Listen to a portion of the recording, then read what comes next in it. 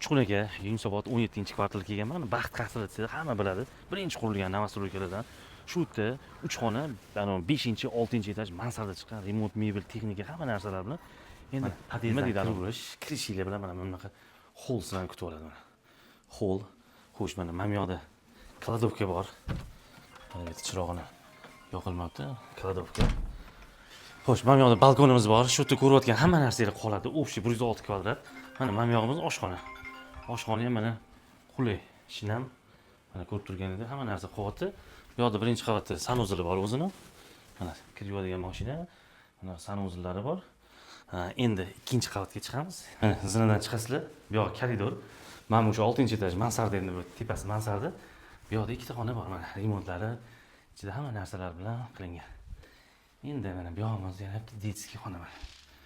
Detskiylar ham chiroyli qilingan. Hammasini o'zining tepida oynasi bor.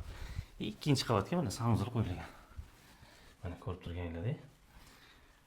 Xullas, shu joyimiz Yunusobod 17-kvartal, Baxt qasri novostroykasi, dupleks 3 xona, 106 kvadrat. Narxini 100 ming so'rashyapti. Ozgina kelishadigan joyi bor. Pastdan umidlarga aloqaga chiqinglar. Shunaqa chiroyli uylar hammalarga nasib qilsin. Tamom.